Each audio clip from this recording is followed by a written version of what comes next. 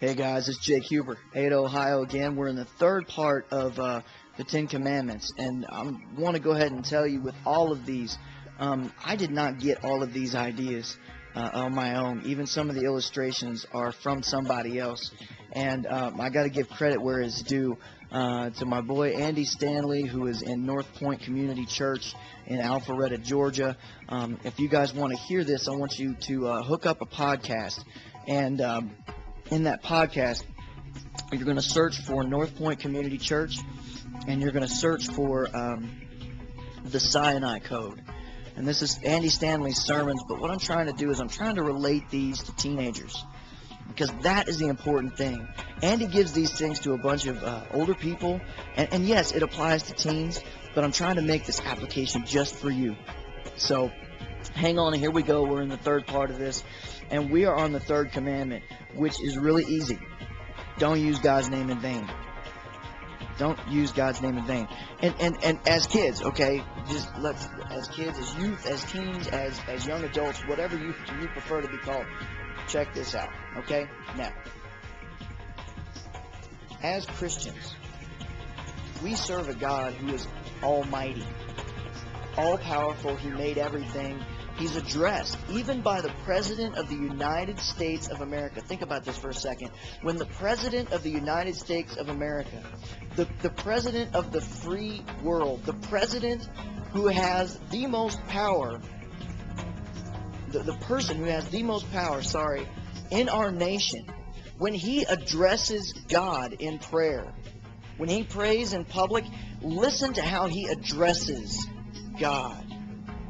It always, most every time, starts Almighty God or Almighty Father.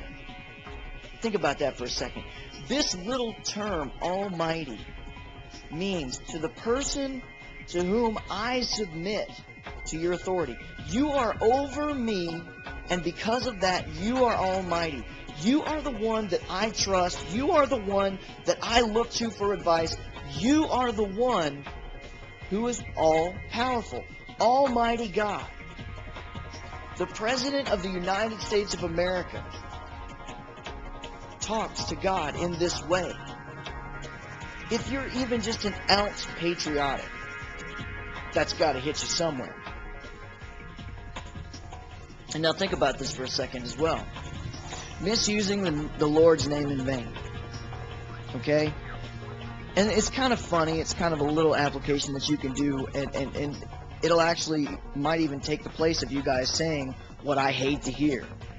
In my youth group, I really hate hearing my youth say, "Oh my God." Because I know they're not saying it praising Him. When something bad happens, a lot of the times I hear, "Oh my God."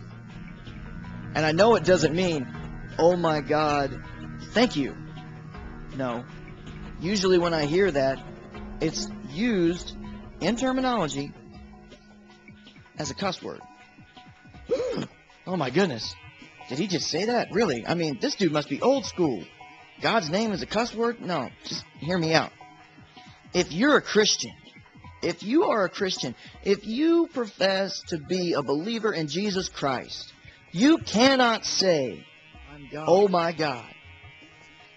On top of that, saying, "Oh my God," try this for a week, okay? Every time something bad happens, replace God's name with yours. And just hear how obscure it sounds. "Oh my Jake." What? Huh? "Oh my Tom."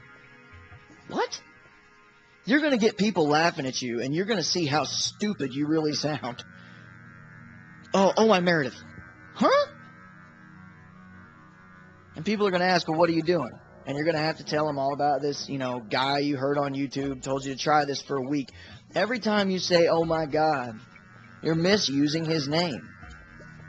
For a couple of reasons, this is not a good thing. For the ones I stated already, but also, you got to bring this back historically. When you're talking about these Israelites, misusing God's name meant more than just saying that, because I guarantee you they didn't just say all that stuff.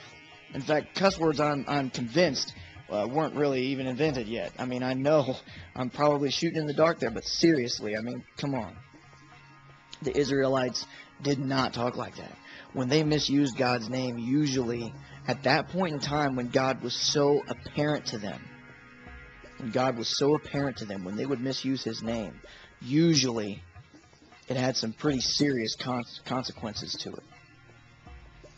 For us today, this one's probably one of the hardest ones for us, isn't it? In the Ten Commandments. You know, that thou shalt not kill. Okay, fine.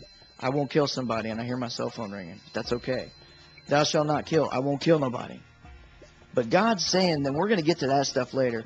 God's not just saying don't kill somebody. He's saying respect other people. Respect other people more so, or even just as much as you respect yourself. Don't misuse my name, God says.